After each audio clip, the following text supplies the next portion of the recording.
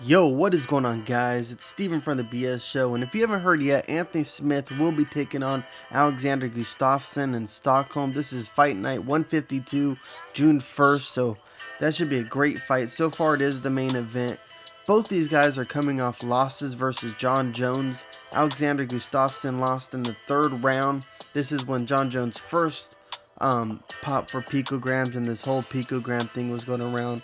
And then he beat Anthony Smith by decision. Anthony Smith could have won the belt, but it would have been by disqualification because he did take a legal knee. I believe it was in the fourth round, but he didn't want to win that way, so he got back up and finished the fight. So props on him. He made it 5 rounds with John Jones.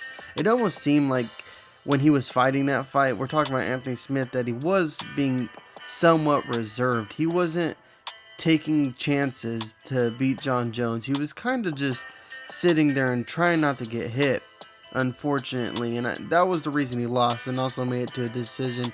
Alexander Gustafsson, it almost seemed like John Jones just had Alexander Gustafsson figured out. John Jones just did so much better when it comes to using your length and reach than Alexander Gustafsson, because both of them are long, rangy guys, and that's what John Jones had problems with in the first fight.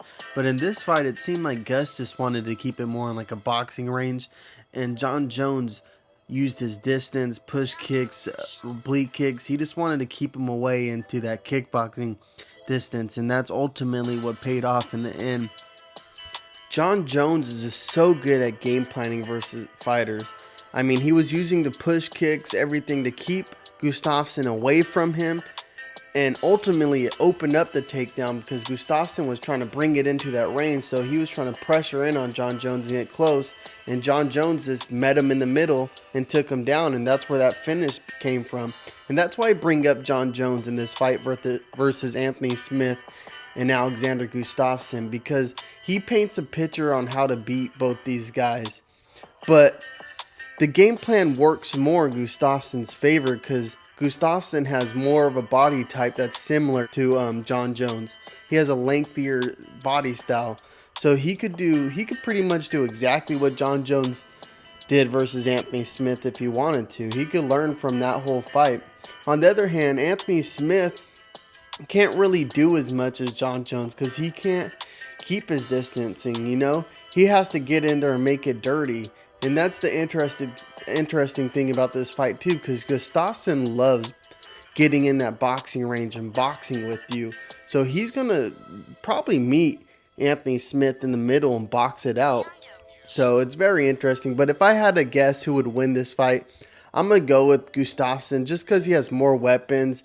He's slicker, I feel like. Anthony Smith is more of like a dirty, rugged fighter. He's pretty good everywhere, but he's not great anywhere. So I'm going with Alexander Gustafsson in this fight. Let me know what you guys think in the comments below about this fight. Do you guys like it? Who do you guys think are going to win? And who do you think is the smartest game planner when it comes to MMA? My choice is John Jones. That's why I get so mad when he does do steroids or gets pops for it, because he's already too talented. He doesn't need to be cheating. Regardless, that's my thought on these fights. I'll see you guys next time. Peace.